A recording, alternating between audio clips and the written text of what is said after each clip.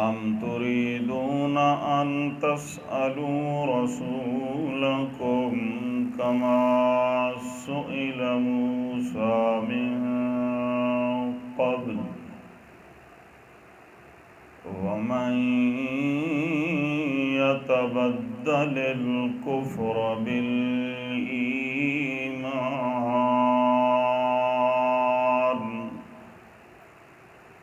فقد ضل سواء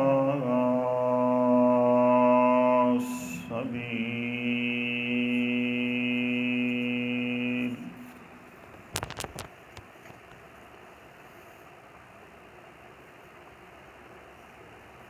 پچھلے سبق میں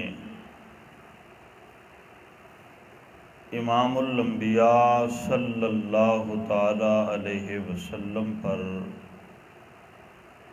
پانچواں اعتراض کرنے والوں نے کیا اور اللہ پاک نے اس پانچویں اعتراض کا جواب بیان فرمایا۔ اعتراض یہ تھا کہ کبھی پیغمبر ایک حکم دیتے ہیں، کچھ دن بعد کچھ مدت بعد وہ حکم تبدیل کر دیا جاتا ہے، جس سے معلوم ہوتا ہے کہ پیغمبر خود وہ حکم بناتے ہیں، قوم کے سامنے پیش کرتے ہیں اور کچھ دنوں بعد وہ حکم واپس لے کے دوسرا حکم اس کی جگہ جاری کر دیتے ہیں۔ اگر یہ اللہ کی کلام ہوتی تو اللہ علام الغیوب ہے، اللہ ایک ہی بار وہ حکم دے دیتے نا جو مخلوق کے فائدے کے لیے تھا، پہلے ایک پھر دوسرا، یہ کیوں ہوتا ہے؟ رب العالمین نے فرمایا کوئی حکم لے جانا یہ میری رحمت ہے، ایک حکم لے کر اس جیسا یا اس سے بہتر حکم میں لے آتا ہوں۔ اور میں نے عرض کیا تھا کہ یہ جو نسخ کا سلسلہ ہے نا کہ ایک حکم جانا دوسرا آنا، یہ احکام میں ہوتا ہے، امر و نہی میں ہوتا ہے۔ وہ کام جو کرنے کا ہے وہ بھی منسوخ ہو سکتا ہے، جو نہیں کرنے کا وہ بھی منسوخ ہو سکتا ہے۔ عقائد اور اخبار میں یہ بالکل بھی نسخ نہیں ہوتا کہ کل ایک عقیدہ ہو کہ اللہ کی ذات عالم الغیب ہے اور کچھ مدت بعد وہ عقیدہ اللہ کی ذات منسوخ کر دے، اس طرح اخبار میں نہیں ہوتا، عقائد میں نہیں، احکام میں تبدیلیاں ہوتی رہتی ہیں، لیکن اخبار میں بالکل بھی کوئی تبدیلی نہیں ہوتی۔ اب آج کے سبق میں امام الانبیاء فخر دو عالم صلی اللہ تعالی علیہ وسلم پر اعتراضات کرنے والوں کو رب العالمین جھڑکیاں دے رہے ہیں، بے جا پیغمبر کو تنگ کرنے والوں کو رب العالمین جھڑکیاں دے رہے ہیں، ڈانٹ پلا رہے ہیں۔ فرمایا ام تريدون ان تسألوا رسولكم، کیا تمہارا ارادہ ہے کہ تم اپنے پیغمبر کریم صلی اللہ تعالی علیہ وسلم پر سوال کرو، کما سئل موسیٰ من قبل، جس طرح موسیٰ علیہ السلام سے بڑی مدت پہلے سوال کرنے والوں نے سوال کیے۔ اللہ پاک قرآن پاک کے دوسرے مقام پر فرماتے ہیں یسألک اہل الکتاب ان تنزل علیہم کتابا،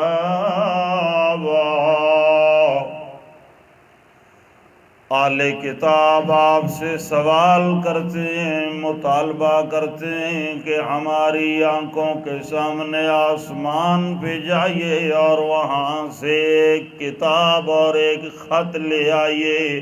جسے ہم ان پڑھ ہونے کے باوجود خود پڑھ لیں، کسی پڑھے لکھے سے پڑھوانے کی ضرورت ہمیں نہ پڑے۔ اللہ کریم خط لکھ کر ہمارے نام بھیجے کہ او لوگو یہ میرا پیغمبر ہے، اسے سچا مان لو۔ ایسا مطالبہ انہوں نے کیا تو اللہ کریم فرماتے ہیں کیا تمہارا ارادہ ہے جس طرح موسیٰ پیغمبر پر اعتراض سوال کر کر کے تم نے انہیں تنگ کیا، محمد کریم صلی اللہ تعالی علیہ وسلم پر ایسے اعتراضات اور سوالات کرنا چاہتے ہو؟ یا ایھا الذین آمنوا لا تسألوا عن اشیاء ان تبد لکم تسؤکم وَإِن تَسْأَلُوا عَنْهَا حِينَ يُنَزَّلُ الْقُرْآنُ۔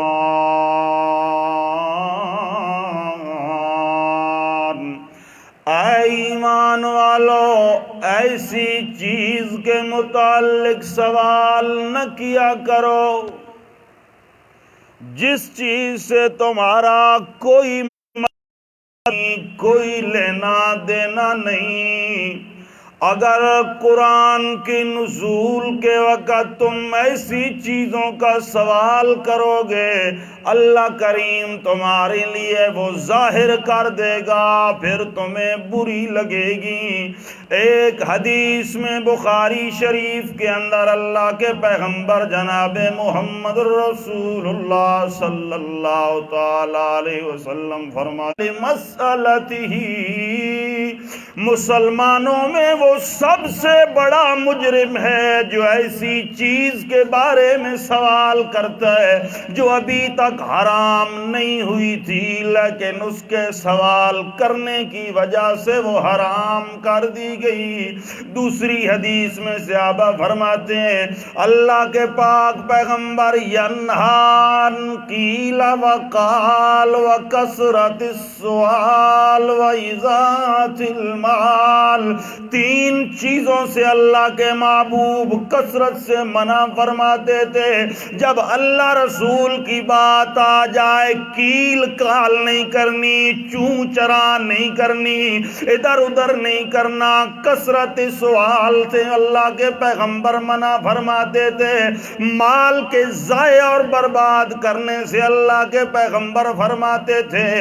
منع فرماتے تھے۔ دوسری حدیث کے اندر بخاری شریف مسلم شریف اللہ کے محبوب جناب محمد رسول اللہ صلی اللہ تعالی علیہ وسلم صحابہ کرام کو امت کو خبر دیتے ہیں کہ اللہ کریم نے تم پر حج فرض کر دیا۔ ایک سائل سوال کرتا ہے اکل عام، اللہ کے پیغمبر جی ہر سال ہم پر حج فرض ہے؟ فسکت رسول اللہ صلی اللہ علیہ وسلم ثلاثاً، تین مرتبہ اس کے سوال کرنے کے باوجود اللہ کے پاک پیغمبر خاموش ہوئے، اور تیسری بار کے بعد اللہ کے محبوب فرماتے ہیں لو قلت نام لوجبت لو وجبت لمستطعتم، او لوگو جان بوجھ کر ایسے سوال نہ کیا کرو، اگر میں پیغمبر ہاں کہہ دیتا تو ہر سال فرض ہو جاتا، اگر ہر سال آج فرض ہو جاتا تو تمہارے اندر طاقت نہ ہوتی۔ ذرونی ما ترکتکم انما ہلک من کان قبلکم بکثرت سؤالہم و اختلافہم علی انبیائہم اذا امرتکم بشیء فاتوا منہ ما استطعتم وان نہیتکم عن شیء فاجتنبوہ،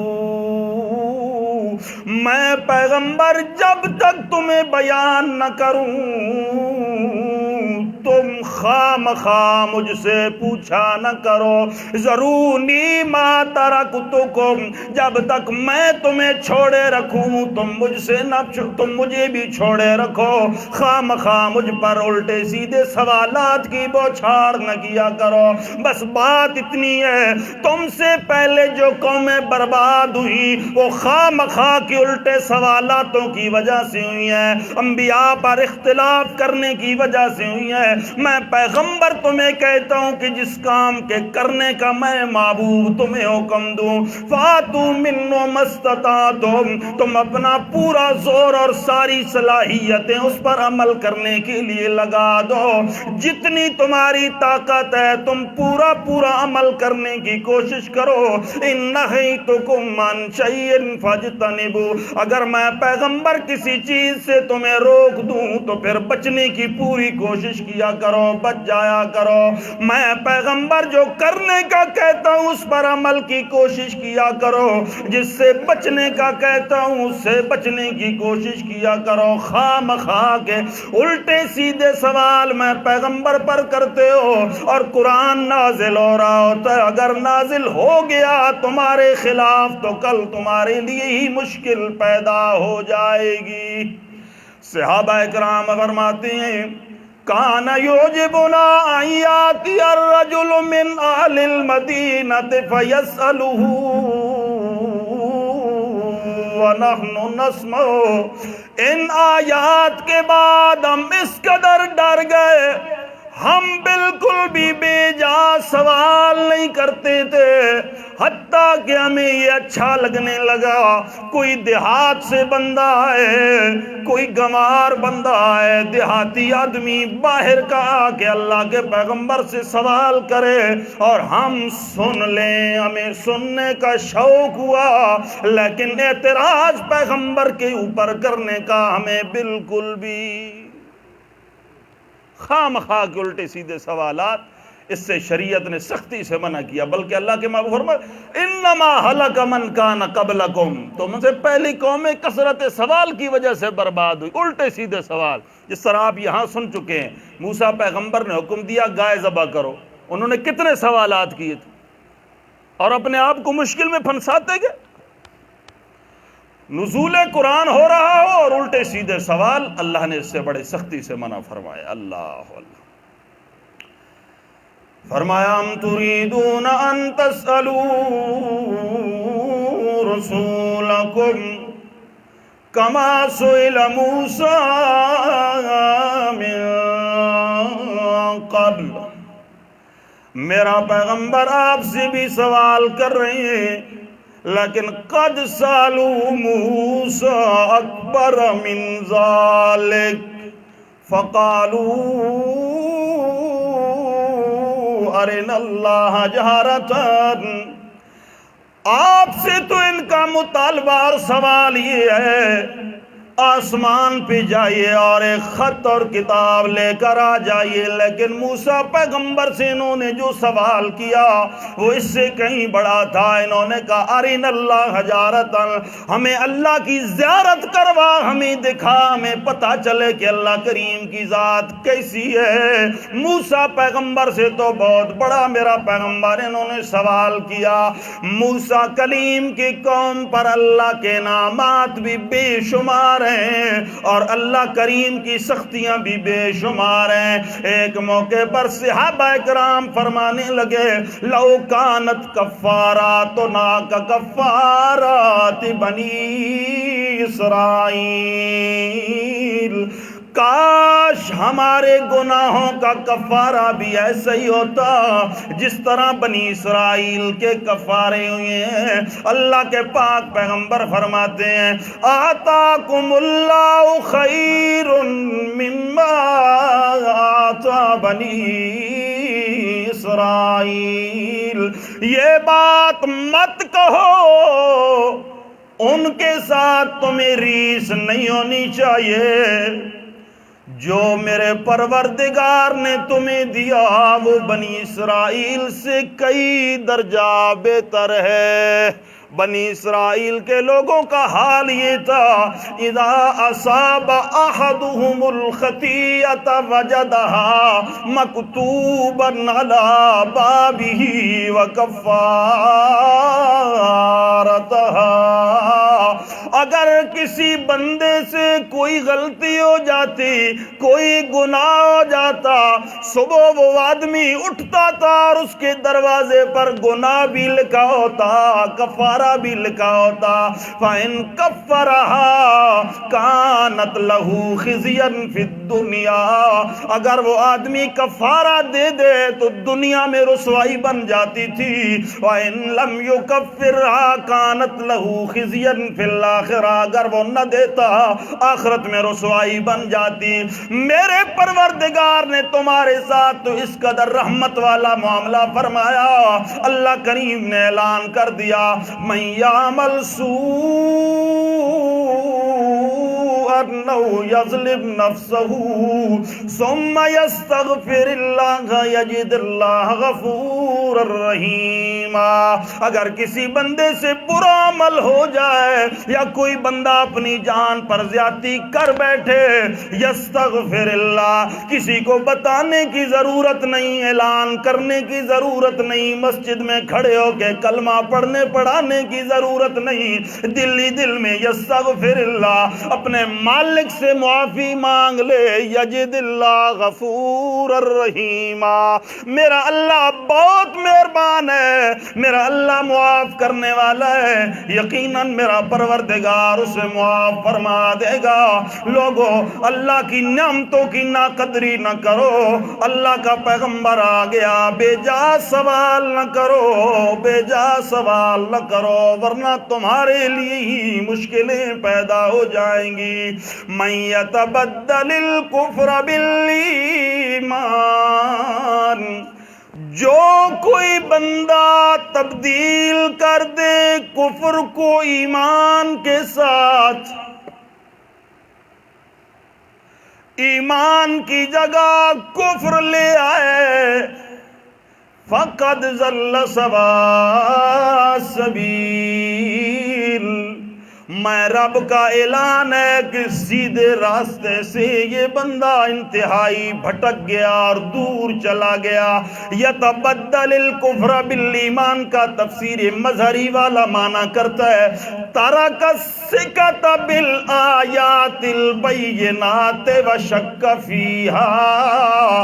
اللہ کی واضح آیات کو، بینات کو، دلائل کو، ان پر اعتماد چھوڑ کے شک میں پڑا رہے، آیات بینات پر اعتماد باقی نہ رہے، شک کے اندر پڑا رہے، پتہ نہیں یہ اس طرح ہے یا نہیں، پتہ نہیں اللہ سچ کہتا ہے نہیں کہتا، پتہ نہیں اللہ کا رسول سچ کہتا ہے نہیں کہتا۔ جو بندہ آیات بینات پر اعتماد چھوڑ کے شک کرے گا، اللہ کریم کا فیصلہ ہے قد ضل سواء السبیل، سیدھے راستے سے یہ بندہ انتہائی دور چلا جائے گا۔ اللہ کریم نے پہلی زجر اور جھڑکی انہیں دی پیغمبر پر اعتراض کرنے کی وجہ سے، اب دوسری جھڑکی انہیں دی جا رہی ہے حسد کرنے کی وجہ سے۔ فرمایا لَوْ يَرْوَدَّ كَثِيرٌ مِّنْ أَهْلِ الْكِتَابِ، مفسرین کرام نے دو تفسیریں کی ہیں۔ حضرت ابن عباس رضی اللہ تعالیٰ عنہ فرماتے ہیں دو بندے، خیئی بن نخطب اور یاسر بن نخطب، یہ دو بندے انتہائی سخت تھے، کانا جاہدین فی رد الناس عن الاسلام ما استطاع، اپنی طاقت کے مطابق یہ پورا زور لگاتے تھے کہ لوگوں کو دین اسلام سے دور کیا جائے، لوگوں کو مرتد بنایا جائے۔ اللہ کریم نے اس وقت یہ آیت اتاری، اور دوسرے بعض اس طرف گئے ہیں، غزوہ احد کے بعد جب اللہ کے محبوب جناب محمد رسول اللہ صلی اللہ علیہ وسلم نے ایک درے پر چند صحابہ کی ڈیوٹی لگائی تھی، اجتہادی غلطی کی وجہ سے صحابہ کرام نے وہ درہ چھوڑ دیا، اور فتح جو اللہ کے محبوب کو حاصل ہو چکی تھی وہ وقتی طور پر شکست میں تبدیل ہوئی۔ صحابہ کرام ادھر ادھر ہوئے، دشمن نے پلٹ کر حملہ کیا، اللہ کے محبوب جناب محمد رسول اللہ صلی اللہ علیہ وسلم کی فتح وقتی طور پر شکست میں تبدیل ہوئی۔ حضرت حذیفہ بن یمان اور عمار بن یاسر رضی اللہ تعالیٰ عنہ اس غزوے کے بعد یہودیوں کی ایک پارٹی اور جماعت سے ان کی ملاقات ہو گئی۔ یہودیوں کے مولوی، یہودیوں کی پیر اور راٹھ انہیں کہنے لگے، ہم نے جو تمہیں کہا تھا سچا دین یہودیوں کا ہے، سچی جماعت یہودیوں کی ہے، محمد پاک بھی اور دوسرے لوگ بھی نعوذ باللہ جھوٹے ہیں۔ اگر محمد پاک سچا ہوتا پھر تمہارے محمد کریم صلی اللہ علیہ وسلم کا دعویٰ بھی یہ ہے، جب میں دشمن سے جنگ کرتا ہوں، قتال کرتا ہوں، میرے اللہ کی مدد میرے ساتھ ہوتی ہے۔ اگر اپنے دعوے میں پیغمبر سچا ہوتا، اللہ کی مدد پیغمبر کے ساتھ ہوتی تو پیغمبر کو شکست کیوں ہوتی؟ لہذا آ جاؤ، مان جاؤ ہماری بات کہ ہم یہودی سچے ہیں، ہمارا دین اور مذہب قبول کر لو۔ حضرت عمار بن یاسر رضی اللہ تعالیٰ عنہ پوچھتے ہیں، میرے ایک سوال کا جواب دے دو، ما حکم نقض العہد فیکم، ما حکم نقض العہد عندکم۔ کوئی بندہ اگر وعدہ کر کے وعدہ توڑ دے تو تمہارے ہاں اس کی کیا حیثیت ہے؟ وعدہ توڑنا کوئی جرم ہے یا کوئی نہیں؟ وہ یہودیوں کی جماعت کہنے لگی، فضیع عندنا، یہ انتہائی بری بات ہے، یہ انتہائی گھبراہٹ والی بات ہے۔ بندہ وعدہ کر کے وعدے سے منکر ہو جائے، اس سے بڑی بدبختی بد نصیبی کوئی نہیں۔ حضرت عمار بن یاسر رضی اللہ تعالیٰ عنہ فرماتے ہیں، آہدت محمدًا علی اتباعہ لا نموت۔ اگر تم یہ بات مانتے ہو کہ وعدہ کر کے وعدے کی خلاف ورزی بری بات ہے، پھر میں نے محمد پاک سے وعدہ کر دیا ہے کہ جب تک زندہ ہوں آپ کی اتباع کرتا رہوں گا۔ اب اگر میں یہ وعدہ چھوڑتا ہوں تمہارے نزدیک بھی میں برے کام کا مرتکب بن جاؤں گا۔ اور حضرت حذیفہ بن یمان رضی اللہ تعالیٰ عنہ تو کہنے لگے، میرا تو کھلے لفظوں میں اعلان سن لو، رضیت باللہ ربا وبالاسلام دینا وبمحمد نبیا والکعبۃ قبلۃ والقرآن اماما وبالمؤمنین اخوانا۔ میں اللہ کو رب مان کے راضی، اسلام کو دین مان کے راضی، محمد پاک کو نبی مان کے راضی، کعبہ کو قبلہ مان کے راضی، قرآن کو اپنا امام مان کے راضی، مسلمانوں کو مومنوں کو اپنا بھائی مان کے راضی ہوں۔ میں دوسری کوئی بات بھی سننے کے لیے تیار نہیں ہوں۔ اور اللہ کے محبوب جناب محمد رسول اللہ صلی اللہ علیہ وسلم کو آ کر یہ خبر دی، اللہ کے پیغمبر خوش ہوئے اور انہیں فرمایا تم خیر کو پہنچے ہو، کامیاب ہو گئے ہو۔ اور ادھر سے اللہ کریم نے قرآن کریم کی یہ آیت کریمہ نازل کر کے فرمایا، وَدَّ كَثِيرٌ مِّنْ أَهْلِ الْكِتَابِ۔ میرا پیغمبر اپنے ساتھیوں کو بتا دیجیے کہ یہ اہل کتاب، یہ مولوی اور پیر، یہ تم سے بغض کتنا رکھتے ہیں، تم سے حسد کتنا رکھتے ہیں۔ لَوْ يَرُدُّونَكُم مِّن بَعْدِ ایمانکم کفارا۔ ان کی چاہت تو یہ ہے، ودّا محبت کرنا، پسند کرنا۔ اللہ کے محبوب جناب محمد رسول اللہ صلی اللہ علیہ وسلم اپنے صحابہ میں بیٹھے ہوئے وددت انی رأیت اخوانی، او میرے یارو میرا دل کر رہا ہے، وددت میری چاہت ہے، مجھے پسند ہے یہ بات، میں اپنے بھائیوں کو دیکھوں۔ صحابہ کرام عرض کرتے ہیں اولسنا اخوانک یا رسول اللہ، فرمایا نا انتم اصحابی و اخواننا الذین لم یاتوا، تم میرے بھائی نہیں ہو، تم میرے صحابہ ہو، میرے بھائی تو وہ ہیں جو ابھی تک دنیا میں آئے نہیں، اور ان کی نشانی یہ ہے یحیون سنتی عند فساد امتی،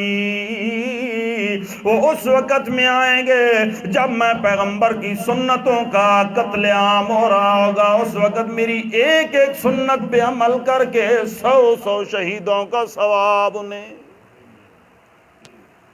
یہاں بھی لفظ فرمایا ودا، چاہتے ہیں اہل کتاب